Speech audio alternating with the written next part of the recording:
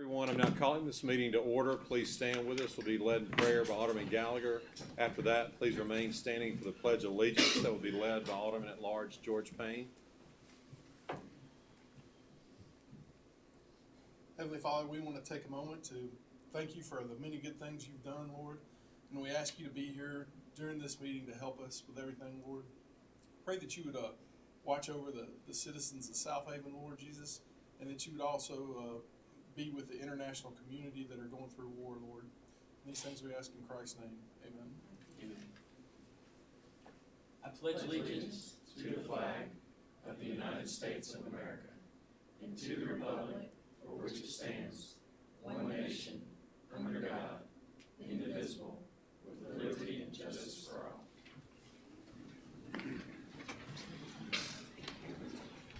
First on the agenda this evening is the approval of minutes for the March 5, 2024 meeting. Okay, motion, Mayor. Second. We have a motion by Alderman Hoots, second by Alderman Payne. Is there any discussion? Hearing none, roll call. Alderman Payne. Yes. Alderman Kelly. Yes. Alderman Hoot. Yes. Alderman Jerome. Yes. Alderman Gallagher. Yes. Alderman Flores. Yes. And that motion carries. Next on our agenda is a resolution amending Southaven Code of Ordinance, Title 10, Chapter 1, Section 10 through 12. City Attorney Nick Manley, please present. Yes, as discussed at the last board meeting, this ordinance will amend the current ordinance that has, for lack of better terminology, the house party ordinance. This ordinance will include to have businesses that will also be able to or be in violation of the ordinance upon three separate offenses that happen on the property or in the premises on the parking lot. The ordinance was amended to include definitions that would reflect that, reflect those violations along with those establishments. It does not affect anything to do with the residential ordinance that's currently in place. It would only apply, I mean, that's still in effect, but the commercial would be in addition to the residential as far as violations go. So tonight, being presented, I know it was discussed at the last meeting, presented for review and possible approval, and happy to answer any questions anyone may have.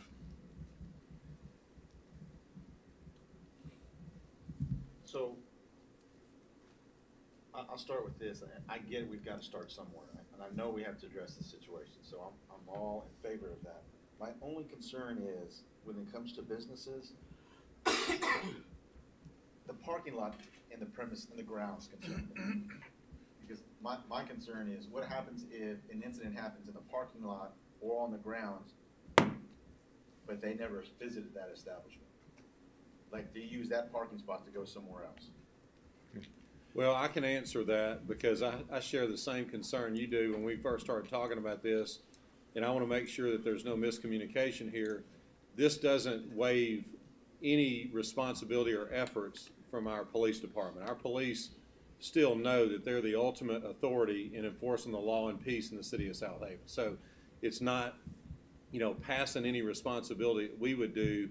It's just basically asking us to help you kind of thing, like have skin in the game. Because our police right now on a weekend, on a Friday and Saturday night, are stretched thin. And one of the reasons is because of all the tourism options that we have in the city, all the restaurants, all the things that are going on a weekend night. So we're not asking anybody to do our job for us. All we're asking you to do is don't sit back and sit on your hands and create more work for our police to do. Do your part. So more specifically, the answer to that is that it doesn't take the place of our courts. Obviously, we have a court system for a reason, right, to administer justice. So there's got to be a common sense that prevails in a situation like that. However, we do feel like that the business owners do have responsibility to know what's going on their property. It'd be like me saying that a crime was committed at your house, and you say, well, I didn't commit the crime. But don't you have a responsibility to know what's going on your property? Right. And so that's all we're asking, is them to have some responsibility. So if that, and I agree with that. That being the case, how are we asking them to be more responsible? Are we telling them to take measures? Are we asking them to take measures? Well, some of them have already, when they heard of this after the last meeting, they've already reached out to us, and common sense things, on property security guards, cameras, things of that nature. Some of the problems that are occurring are because of long wait times to eat, to dine at the establishment, or to to get in the facility. So they're loitering on the outside in the parking lots. And again, this is something that I've been contacted by citizens, but I witnessed this with my own two eyes. I walked the parking lots myself because I was concerned. I've seen tailgate parties. I've seen illegal drug use. I've seen urination in the parking lot of one of the finest. Not that that's okay anywhere, but when you're trying to build you're at a nice upscale restaurant, somebody's taking a whiz in the parking lot. Again, I call it common decency and manners. And so that's all. We're not asking them to solve the crime problems of the world. We're asking them to, specifically to answer your question, to use cameras to have supervision of what's going on their property. So when do the fines come into effect? After the third offense. So you'd have to, so it's same thing with the, that's in effect with residential properties. There has to be 3 separate offenses within a year, and all 3 had to be adjudicated if found guilty of that individual or that person. So that's when the fine would go into effect, after that third offense, after that person has been adjudicated guilty by our court. So it's not enough just to have a ticket issued to someone on the property. It has to be actually adjudicated, and then there has to be 3 separate offenses within that 1 year. And then at that point, there would be a potential fine against the business for those violations. I get I think, just to elaborate just a little more, I get your concern, and I agree with you. We don't want to punish someone who is not the criminal, So I think that this is soft enough where it's going to allow plenty of opportunity for the business owners to, supervise their own property, to know. And again, the court system, randomly things happen. You're not going to, punish somebody for a random event. But if there is a pattern like that, obviously they have a responsibility to step up and improve security on the property. And this is for any business in Southaven? Commercial establishment, correct. Personal establishment? Commercial establishment. I'm sorry. Commercial establishment, like Walmart? Yeah, it's going to be defined in the, I think that would include, yes, or the it's going to be more tailored toward restaurants, but it could be tailored towards. I think we probably agree that you're not going to only see that at restaurants. I agree. Dick, what's this thing about the posting of notice? That's the process that's required before, so the restaurant. Can you explain that before you just go? Yeah, you have to post, once it occurs, you then post the notice so the restaurant and or establishment and or personal residence that we've had in effect in the past has that due process of posting of notice. So that way it's not just a ticket being issued or mailed if it's an out-of-state person. You also have to post a notice. So there is a pretty stringent process that's required for the police for this to be into effect or go into effect for the commercial establishment itself. So there is a process that would show that you must do the thing, certified mail, the posting of notice is required on the property. So that way there is plenty of due process and notice to each individual and or establishment. So is it kind of like they have to put it up by their front door, so it's kind of like a public shaming kind of? Oh no, you don't have to do that. We could change that. That was tailored towards you can be put anywhere, but it's the same concept of when you have the condemnation proceedings under 21-1911. There's notice posted on the property, so that's that same concept. You could do it under a separate notice under where it's personally given, but you could post notice somewhere else if we wanted to. It's not on the front door, not to shame anyone, but it was the same concept taken from the Mississippi Code under 21-1911. When you post notice on the property for a lot, that same process would be followed in this, so there would be some over an abundance of due process, if you will. I'm just kind of, I know what we're trying to do. I just don't want it to affect, you have customers show up, come in there, and one of our fancier places, and they've got caught up in this thing one time, and for the next 30 days, every time somebody comes in, they're reading this thing, say, well, wait a minute, now what's going on here? No, the goal is certainly not to publicly shame anyone. It's just, like I said previously, it's to get people to have skin in the game and help us instead of, just like I said, sitting on their hands and putting a burden on our police department. So we don't have to post that? Well, that does have to be posted now. It can be taken down. It doesn't have to stay up.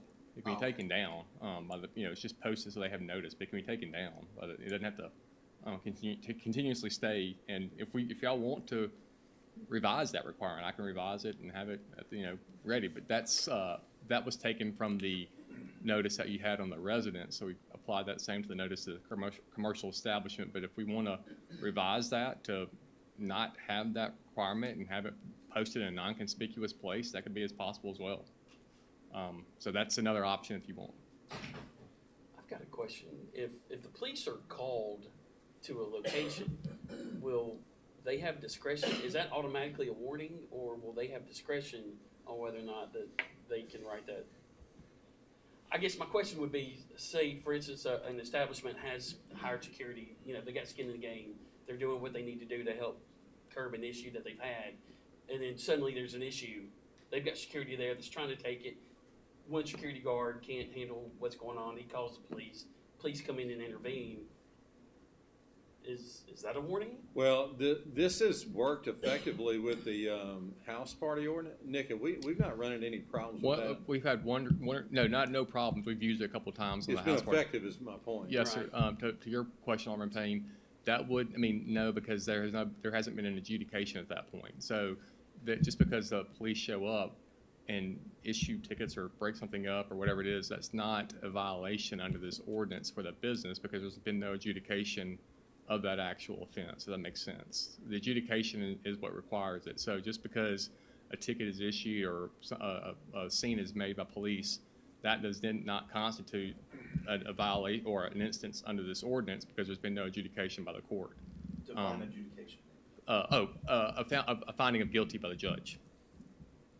So to your point, no, if police show up 10 times one night, and none of those 10 instances end up being in a guilty verdict for an individual, there is no instance under the ordinance for a violation under this ordinance, because there's been no finding of guilty by the judge at a later date. So that it can't just be that someone shows up and complains. It has to be actually found guilty for it to actually be a violation of that property. So if they do arrest someone at this night where they've hired security and everything else, that is adjudicated? No, not to be restricted. No, it would only be adjudicated after the person is found guilty. So correct. So then at that point, that's the trigger mechanism in this ordinance. That would be an instance under the They could be found violation. not guilty and it's not adjudicated. Correct. He wasn't adjudicated guilty. He was adjudicated, but adjudicated not guilty. But that wouldn't mean if there was a drunk there and the police took the guy that was a drunk and he was arrested and found guilty, it would have to be a violation with the owner of the business and that kind of stuff? Well, if that happened 3 separate instances, and under this ordinance, if that happened 3 separate instances, yes, and they're found guilty each time, yes, then there'd be a violation under this ordinance. Well, but and with your example, Charlie, if there's somebody who's drunk at that establishment 3 times, I think there's a problem there. Or 3 individuals at all. I mean, it's not just for that one person, but 3 separate individuals. And it's not just being drunk; it's being a violation of a public drunk or loud and unruly, as defined by the ordinances. So you have to violate an ordinance, be found guilty of that ordinance. It has to be happening 3 separate times within a year of that restaurant, and it's only certain ordinances that it applies to. So, like I said, we can revise some of those to, if y'all want to look at it more. This was just my understanding was this what I thought was we wanted at the last meeting, but if we want to revise that and. Well, I think Alderman, I'm sorry to interrupt. Oh, yeah. I think Alderman Payne brings up a good point that, okay, even the restaurant's done everything that we would like them to do to have the security and all, that could still happen. Correct. And, and I think our intent is to get the restaurants more involved. Right. And Our the thing intent is not if to they go punish. through all this trouble and they hire security and they wind up with the same issue, why hire security? Because there will be issues that the security guard can't take Yeah. care of themselves. We have an expert in the room by chance. We have a police chief in the room. And so, but before he speaks, let me just point this out. This discussion perfectly illustrates the reason for this. Mm-hmm.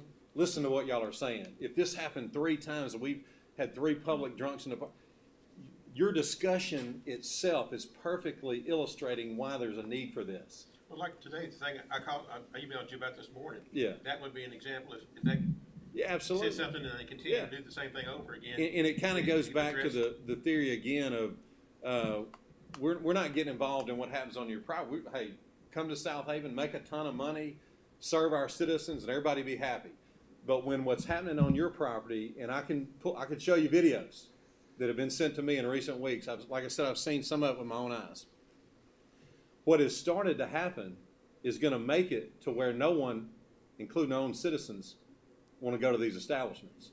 So if we can't do something about it, what do we have? I mean, if we're allowing something, there's a reason that, I mean, for hundreds of years since there have been ordinances in cities that certain things have been prohibited. And I don't want to get into some of the more extreme ones, but there's a reason some type of business exposure are not allowed, because it affects the health of the entire city. So when things start leaking from a specific commercial property and doing damage to the entire business community, it becomes a serious matter. So that's where this has been birthed from. This is nothing new, although it's a new ordinance that's been adjusted. The theory is nothing new of monitoring what type of business exposures exist in your city, because it does affect the health of the entire city. But like I said, we have an expert, and Chief Vickers, would you please address the practicality of how this would work and what you've witnessed yourself with what's going on? Yes, sir, Mayor, Board, and Mr. Manley, you can correct me if I'm wrong. My understanding is this: at the end of the day, this is just to help these establishments become better partners for us, because we can't be everywhere all the time. And what this ordinance would do would have them, as the mayor said, have more skin in the game. All they have to do is call us. They need to take a little bit more responsibility about what's happening on their property.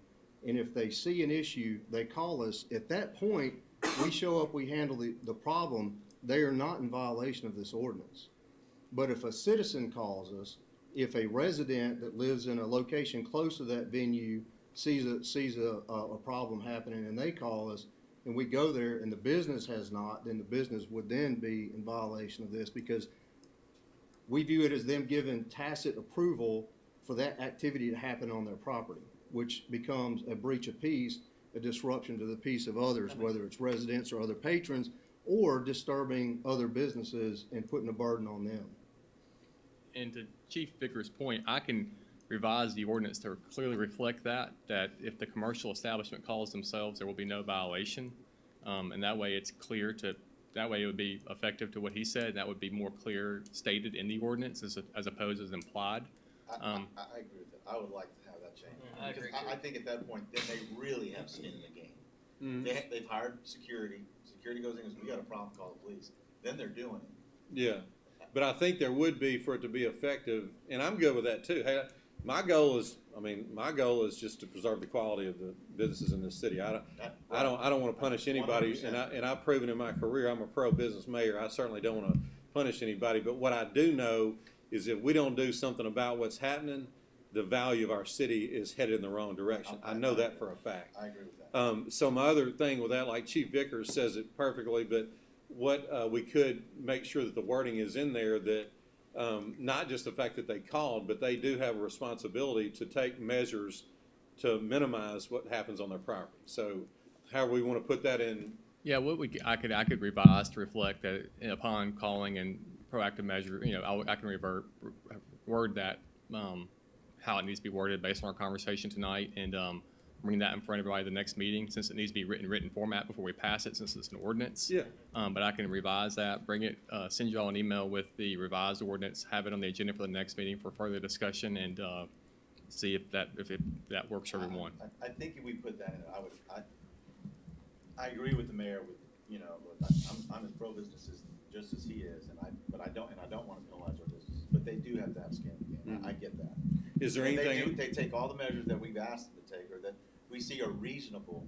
Well, maybe not specifically that they're the ones that called, because if you've got somebody that's not really doing anything else and they're calling, 4 times a night, oh, we've overserved again, Well, but that's a different story. I think at that time, Well, but they're making the phone call. No, I get that, but there's also record that they've called 4 times because they've overserved.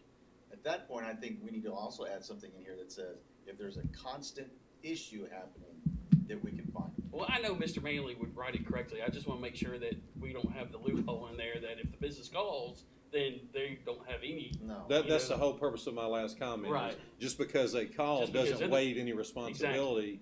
And so that's what we're talking about. We want to put something in there that shows that they're made every good faith effort you know, to preserve the quality of and the safety and the peace of their restaurant and their property. Yeah, let me look back at it, revise some language, and then send it back out to everyone for review, and then get with the mayor and then send it to the board and let y'all have it for the review and make those revisions. And I'll is there wordsmith anything that. else in it so we can do it all at one time that anybody has concerns about? I just, with the posting thing, can we have it posting or personally serve? Well, right now it's both, but if the reason that's in there is to, and I'll, like I said, I'll do it with what the board and everybody wants me to do, but the reason that's in there is for an overabundance of due process. But if we want to have it posted in a non-conspicuous place, I can add that language in there so it's not so conspicuous. Why does it need to be posted if it's not for the public necessarily, but for? Because people all the time say, I didn't know about it. Whitney, I mean, that Whitney can stand up and tell you hundreds of examples, people that fight it and say, I didn't know about it. Why am I the last person to know? Well, and the other issue you run into, just as from a practical matter, is that most of your businesses, or not most, a lot of your businesses are going to be owned by people out of state. So when you send it certified mail, you know, you assume they get it, and certification says they get it. But if you post, and the posting was just so it was more for the person who owned the property to say, It's look, not to shame. It's not to shame. So We they can- can, but I mean, once you Yeah, post it, they can take it down. Yeah, and I'll make that clear in there too. 'cause That doesn't have to It stay. says now that they have to wait 30 days before they remove it. So okay, that can be, that was, yeah. Well, I'll make that revision for the 30 days and put and take that, say it can be removed by the business owner and or homeowner, and then have that removed, that language, and then we'll still keep it there, but they can take it down, and then I'll add language that it's posted in a conspicuous place, along with such removal shall not be penalized by law. Something like that. Okay. I did have one more question. If the business is renting the property, are we going to hold the landowner responsible also, like we do the homes? Like No, the house well, rentals? the way it's going to be, the way it would be envisioned, would be the actual entity that occupies, as opposed to the actual landlord. Now, rentals are a separate situation, but in commercial, the way it's going to be, it's supposed to be defined, and the way it's implied in or should be enforced, and I can make that clear too, is that it'll apply to the commercial establishment itself as opposed to the entity that owns the building. But if y'all want to make it for both, I can word that. However, I think it should be the commercial business that's renting or that's occupying the building. You don't think it should be a certain notice to the owner too? I do.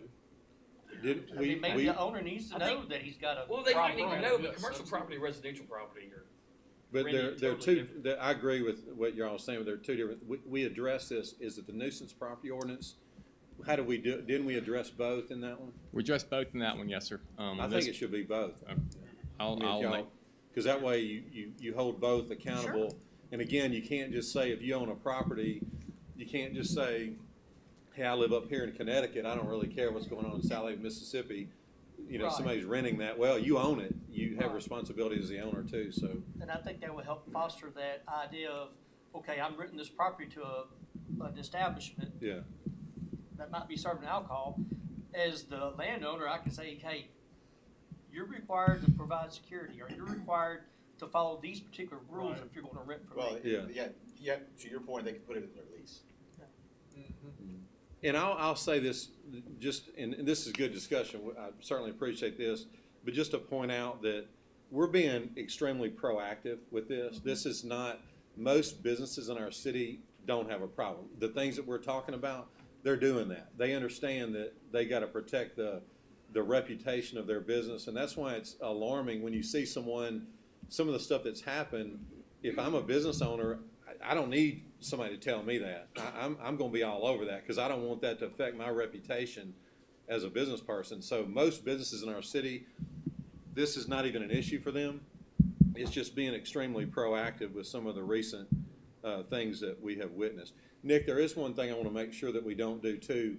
The house party ordinance that we did, you fed off of that to create this one. Yes, sir. Let's don't make sure, let's don't weaken, because there are some differences in residential, commercial. So should we keep both separate? You could do that. I think you could make exceptions with the commercial that would not weaken your house party Okay. ordinance. So It'd you'd be have, better to keep it one if it can do that. Just don't weaken the other one. I think I should be able to do that. Okay. I could wordsmith that to where it wouldn't. Or Okay. revise, sorry. Well, then we want to, we want to ask any board action. We'll let Nick go back and take take from this discussion, make the adjustments, and put that on a future agenda. Is there anything else that y'all saw that concerned you, or any other ideas or anything? I think if he makes those changes, I think I'm good with it. Any other discussion about it?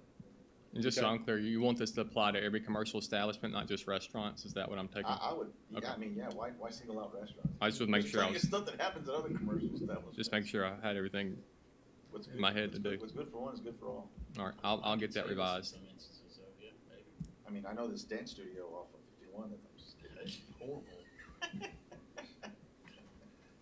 Okay, so if there's no other discussion, we're no board action. We'll revisit that at the next meeting.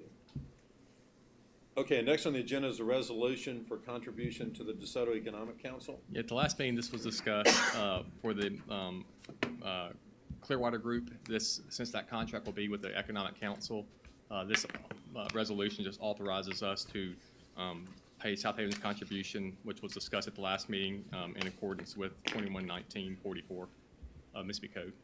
So moved. Second? We have a motion by Alderman Flores, second by Alderman Gallagher. Is there any discussion? Hearing none, roll call. Alderman Payne. Yes. Alderman Kelly. Yes. Alderman who? Yes. Alderman Jerome. Yes. Alderman Gallagher. Yes. Alderman Flores. Yes. That motion carries. Next on our agenda is a contract with Ring Central.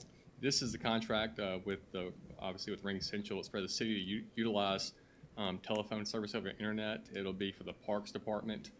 So it's allows them to replace some old telephones, and then also will result in some savings per month. The contract has been reviewed and there was no issues. So tonight, need authorization from Michael Norris to sign this contract with Ring Central for the Parks Department phones.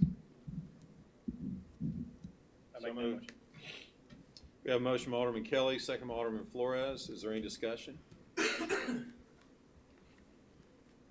Hearing none, all in favor say aye. Aye. Any opposed say no.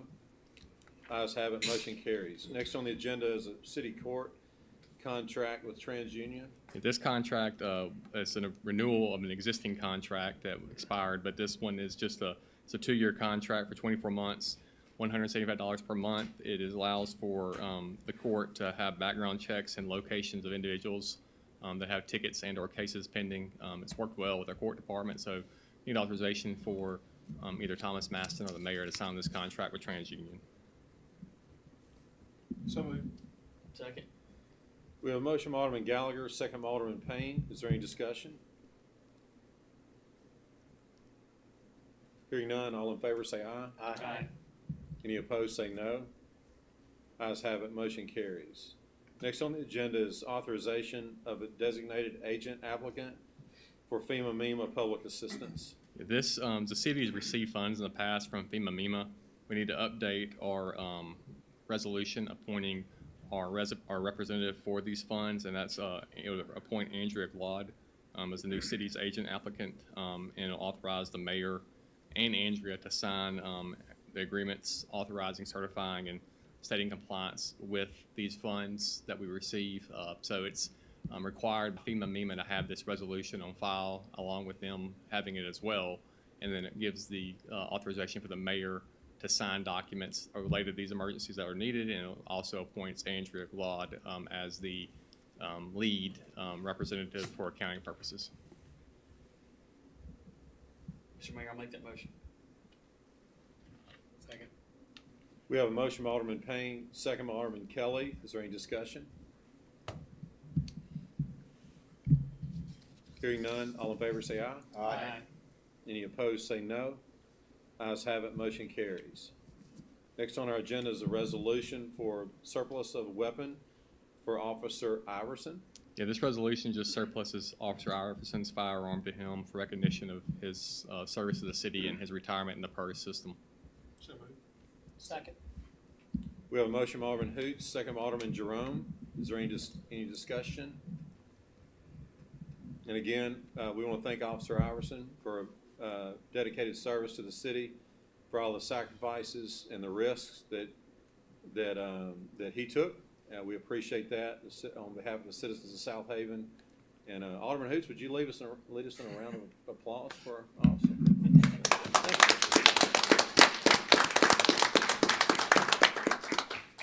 Okay, any other discussion? Hearing none, roll call. Alderman Payne. Yes. Alderman Kelly. Yes. Alderman who? Yes. Alderman Jerome. Yes. Alderman Gallagher. Yes. Alderman Flores. Yes. That motion carries. Next on our agenda is authorization of transfer of funds for construction from a bond issuance. Yeah, this is just so we're in compliance with our audit. In 2017, we issued a bond, or the city issued a bond, which the proceeds allowed for the construction of municipal buildings. So the request tonight is just to transfer that bond fund, or the funds from that bond authorization from $1,328,870.80 to our general fund for payment of invoices associated with construction of municipal buildings, such as the fire station that's being built. So I have a record that money was transferred as approved in 2017 bond fund from that issuance into our general fund for the purposes that were part of the bond intent of 2017. Mr. Mayor, I'll make that motion. Second. We have a motion by Alderman Payne, second by Alderman Hoots. Is there any discussion? So this was the bond for Fire Station 5? Well, it included, it wasn't necessarily just for Fire Station 5, but it included the proceeds that could be used for Fire Station 5 and the construction of other buildings. So it wasn't specifically for Fire Station 5. It was also done for amphitheater and other items that were done for public construction. Okay.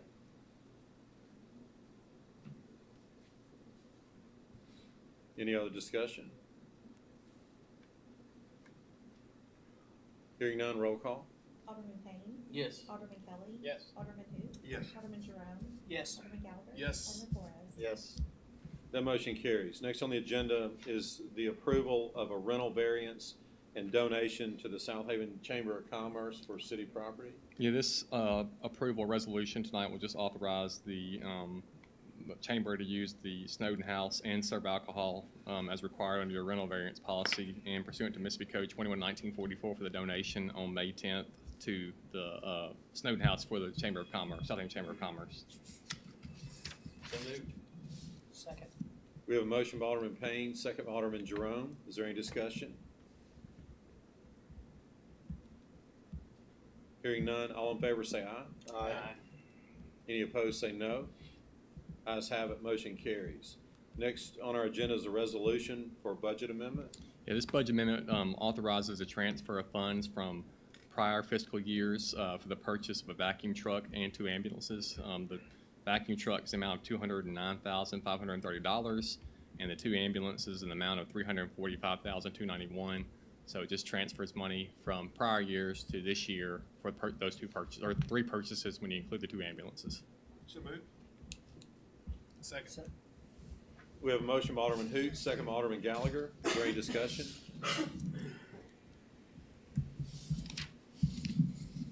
Hearing none, roll call.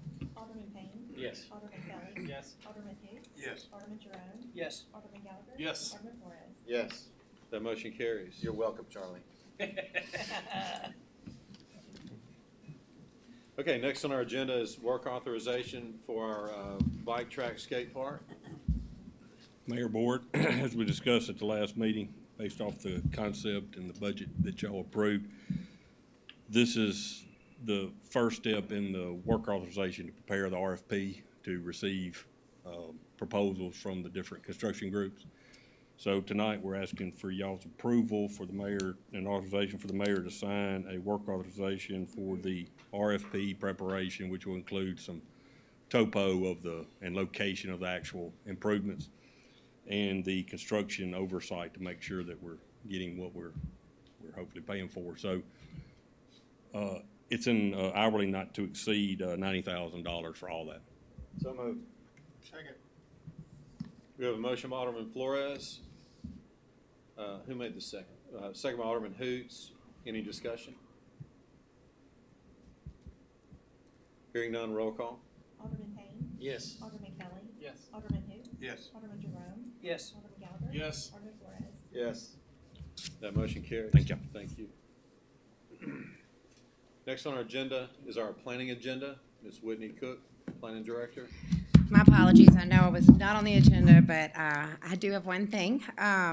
In April of 2015, the Board of Aldermen passed an ordinance regarding hotels and other tall buildings over 3 stories to be constructed of non-combustible materials. So instead of stick construction, it had to be CMU block, fire-rated brick, something of that nature. And it's a safety procedure that we put in place. Well, in that resolution, it gave a recommendation of what to use, but it also had an allowance that if somebody had an alternative material that they wanted to use due to technologies growing, every year having different materials, they wanted to have the opportunity to have an alternative one looked at. They would make a recommendation, but the final decision would come from this board.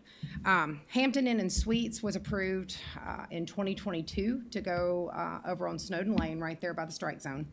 They've been through our formal processes. They are now in the construction phase of the building permit reviews, and they did pose a request to us. So what I have is a letter from them requesting that 3 layers be used as opposed to a large, thick CMU block or a fire brick. What they would like to use would be a concrete panel piece. Behind that, they would use 1 layer of fire-rated gypsum material and then a fiberglass insulation. All these are considered fire-rated. Once they provided that to us and the specs that they wanted to use, we sent those over to the fire marshal and to the building official to let them review those. We all obviously waited on a recommendation from them. I did receive that late in February, and James Gentry did agree to the alternative method of construction on this.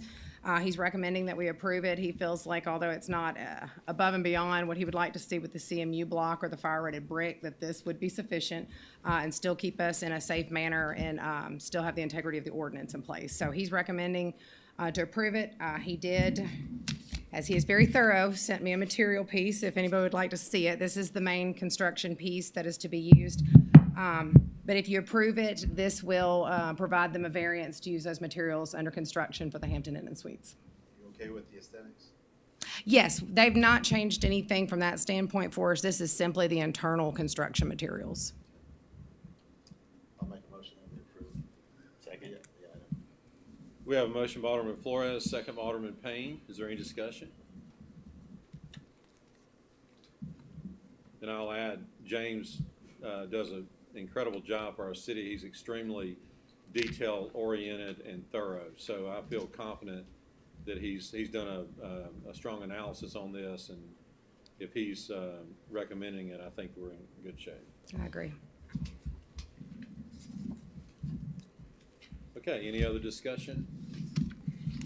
Hearing none, roll call, please. Alderman Payne. Yes. Alderman Kelly. Yes. Alderman who? Yes. Alderman Jerome. Yes. Alderman Gallagher. Yes. Alderman Flores. Yes. That motion carries. Thank you. Okay, next on our agenda is our mayor's report. Just 2 things tonight. The city is in process of preparing a new redistrict map for elections. And so as according to state law, we are in the process of doing that. And so there will be some upcoming meetings to discuss the specifics of that, and then we'll follow the formal processes and public meetings with that process. But that process will be underway within the next few weeks.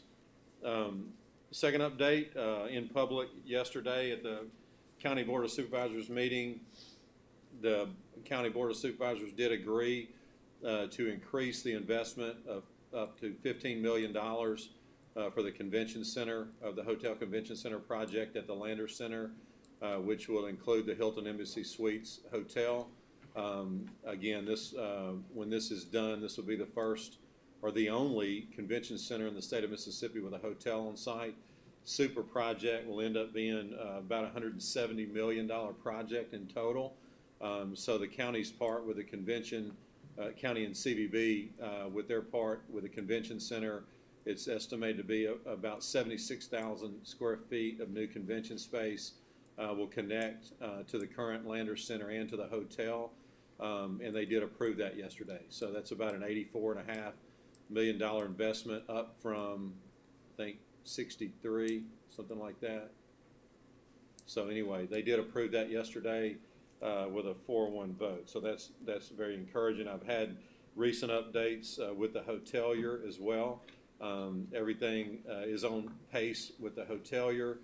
Construction drawings being finalized, so we think it's realistic for both projects to be going parallel at the same time, and we expect a start date in either June or July of this summer. So it is projected to take about a year and a half to finish, so a safe opening date would be, January 26th, but this is going to be, as I've stated many times, I believe this is the #1 project in DeSoto County right now as far as having the most positive impact on the future of our county. This would change the metropolitan district. As y'all know, that's the area at 55 and Church Road. This would qualify us for conventions that are occurring on the coast now, that are occurring other parts in Mississippi, that are occurring in Memphis. And so this would put us big time on the map of having conventions, which boosts our tourism draw, which also has exponential benefits to more businesses open in that area. So I believe this is going to be the key to seeing the metropolitan district in our city take off. So y'all can tell me 10 years from now if I'm wrong. It's being video recorded. I'm kind of competitive like that. I may, if I'm still around, I may come see y'all 10 years from now, and I may point out the video recording of the meeting and say, just say that, hey, I told you so. So anyway, this is going to be a great thing, and it's good news happened yesterday. That's all I have this evening. Next on the agenda is our personnel docket. Mr. Mayor, move we approve the personnel docket as presented on this date. I'll second. We have a motion by Alderman Payne, second by Alderman Jerome. Is there any discussion? Hearing none, roll call. Alderman Payne. Yes. Alderman Kelly. Yes. Alderman who? Yes. Alderman Jerome. Yes. Alderman Gallagher. Yes. Alderman Flores. Yes. That motion carries. Next on our agenda is our city attorney's legal update. Just 2 quick items. The first item is authorization. I think I sent an email to everyone as part of the board meeting packet to advertise for the increase that we will have to have for the sanitation rate. That will go into effect May 1st. I'm still waiting on the contract actually back from Waste Pro. I have not received that yet. So I'd like to have presented that by now, but still waiting for them to send it back to me that we could have with Waste Pro, because it's not official until we actually approve the contract. So I'm still waiting on that from them. But in the meantime, we need to go ahead and start advertising our notice for the rate increase that will be associated for the sanitation bids, just because we went to bid and obviously they are higher than what we previously had. So authorization to have that published in the paper for notice. A question, in your email you said $20. Correct. I thought their bid was $17.64 plus the dollar makes it $18.64. Yeah, what was done by the finance department was average of 3 years together, and 3 years, and then take that 3 years, and so you would have to raise for 3 years. But you could do it year by year if you wanted to. It raise it this year, raise it next year, raise it each year, and just go through this process each year. But the finance department, what they did was they took the 3-year average of Waste Pro's bid with the 3% increase, 3 to 4% increase a year as specified in their proposal, and then average those 3 years together to come up with a figure that would set your rate for the next 3 years. So you could do it for 3 years under, you could do it for setting it now for 3 years and be fine, or you could wait and do it year by year. So are they saying, so does Andrea think that the 3 years, that the $1.36 is gonna cover the increase for all 3 years? Hopefully so, because their proposal said their minimum, Waste Pro's proposal minimum said a 3% increase minimum every year. It could go up more than that. It's 3%, that's gonna be more than $1.36 in 3 years. 3%. Well, if you took the average of 3 years, if you took 17, the times that by plus 4%, it ended up being $20 right at over 3 years. So you would That take doesn't cover our dollar. the 17 plus 1836. The way she had figured it would cover the 3 years. But if we want to raise it more, or you want to raise it less, however you want to do it, it's fine with me. Well, and I asked her to do that. The reason is because to take an average. So like what you're just averaging that over 3 years. So like what you're saying is correct if we just did that in the 3rd year. But the first 2 years, your costs aren't that high because it's below average. So taking the 3-year average is gonna make it consistent where you're not asking the citizens to have an increase each year, so. How do we do other contracts when cost of living adjustments happen on an annual basis? Do we Raise take it. it year by year basis? Well, yeah, you do it year by year basis, but under sanitation and taxes are the two you have to advertise for. But utility, you don't. So when you do a utility adjustment, you raise utilities, but you don't have to do it. For some reason, under the statutes, you don't have to publish it like you do for sanitation. Sanitation, you have to actually go and publish it in the paper. Utility does not require that.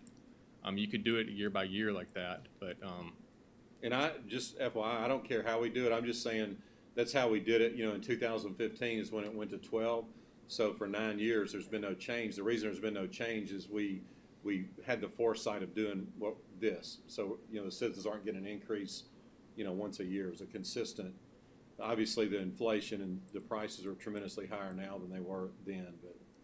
But that's all that she's doing is, per my request, is since we know in the contract is going up, is to average that out over 3 years and then add our part in. The other thing is, the number I gave you, 86 cents per household, that's our cost today. That's not counting, if there's a salary increase or PERS hit, in these next 3 years. And obviously, that includes the vehicles that are used specifically for sanitation as well. So that 86 cents is not going to stay the same either. It's going to go up as well. So all we're trying to do is just set a rate that where we're not having to go to the citizens and increase it every year. but to your point, Alderman, you can do it every you can I'd do it be every okay year. with doing it year by year, but I mean, I'm just voicing my opinion.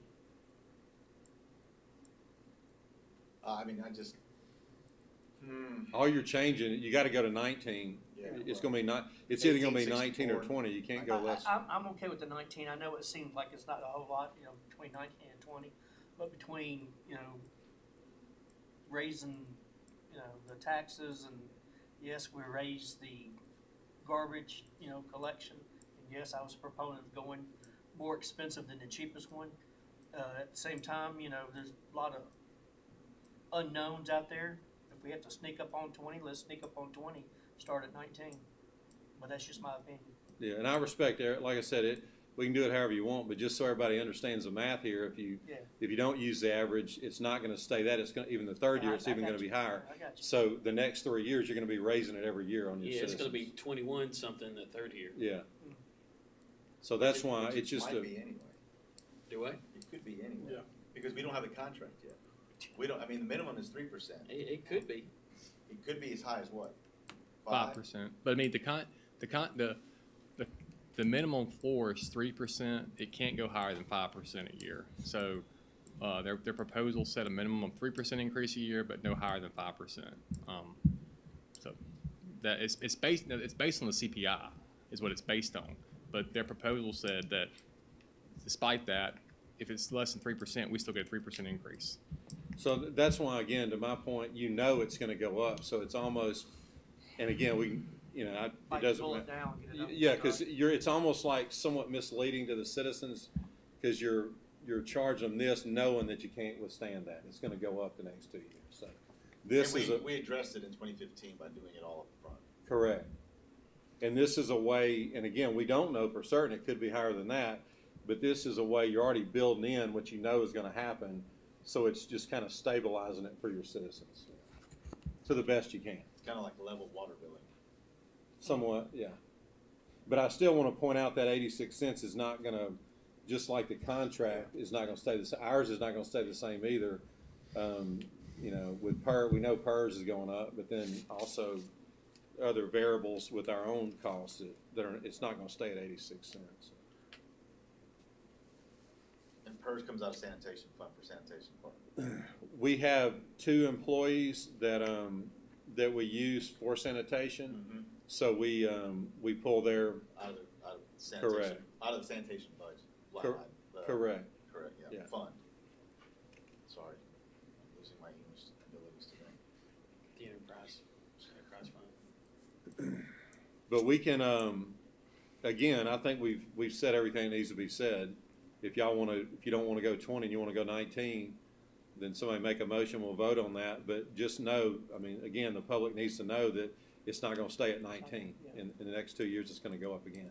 And then tonight is just authorizing the authorizing the publication, of the rate increase be a separate motion after it's been advertised, so. But you, to be Yeah, fair, you wanna keep them. yeah, you've got to approve one to approve the other. So we're just trying to do it procedurally that is required by this law. I can go either way, whatever the board wants to do. Somebody make a motion.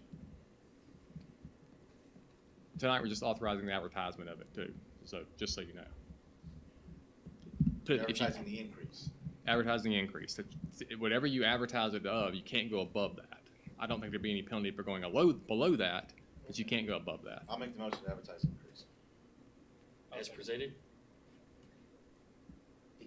We can go below it, Yeah, so you're saying make it at 20. make it at 20. We're If we gonna- decide to go below it, we discuss it and say, let's make it at 19, we'll make that. We Okay, can do that. that's what Yeah, you're saying. yeah, I don't see that being an issue that- because is that you've given good? notice. I don't think that'd be an issue. I mean, I don't think there'd be anybody I don't think there would be an issue by going lower than what you've advertised.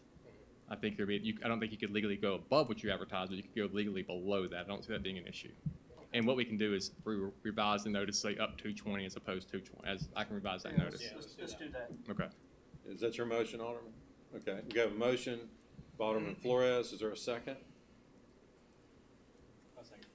Second by Alderman Kelly. Is there any other discussion? Hearing none, roll call. Alderman Payne. Yes. Alderman Kelly. Yes. Alderman who? Yes. Alderman Jerome.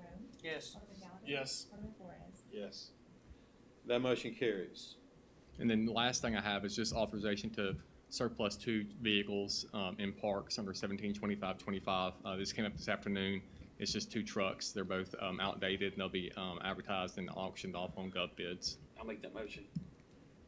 Second. We have a motion by Alderman Payne, second by Alderman Gallagher. Is there any discussion? Hearing none, all in favor say aye. Aye. Any opposed say no. Ayes have it, motion carries. Thank you. Mayor, did I miss something? I could have swore I got, in one of your emails, we needed to appoint a new prosecutor or something? We're going to do it in the back. We can do it out here. We can do it up here. That's personnel. Oh, okay. I just didn't see it on the docket. So. We can do it in the front. I want to. Let's do it in the back. Okay, next on our agenda is our utilities billing leak adjustment docket. Mr. Mayor, I move we approve the utility bill leak adjustment docket as presented on the state. Second? We have a motion by Alderman Payne, second by Alderman Hoots. Is there any discussion? Hearing none, roll call. Alderman Payne. Yes. Alderman Kelly. Yes. Alderman who? Yes. Alderman Jerome. Yes. Alderman Gallagher. Yes. Alderman Flores. Yes. That motion carries. Next on our agenda is one claims docket. Mr. Mayor, I move we approve the claims docket in the amount of $3,888,290.00, Second. including demand checks. Second. Sorry. We have a motion by Alderman Payne, second by Alderman Flores. Is there any discussion? Hearing none, roll call. Alderman Payne. Yes. Alderman Kelly. Yes. Alderman who? Yes. Alderman Jerome. Yes. Alderman Gallagher. Yes. Alderman Flores. Yes. That motion carries. Next on our agenda is the purpose of determining the need for executive session. I'll make that motion. Second. We have a motion by Alderman Gallagher, second by Alderman Hoots. All in favor say aye. Aye. Any opposed say no. Ayes have it, motion carries. The needs are claims and litigation against the Southaven Police Department, city court personnel, police personnel, fire personnel, potential economic development within the city, and interdepartmental personnel with no action. Is there a motion to declare executive session? So moved. Second. We have a motion by Alderman Hoots, second by Alderman Jerome. All in favor say aye. Aye. Any opposed say no. Ayes have it, motion carries. The mayor and board will now enter executive session.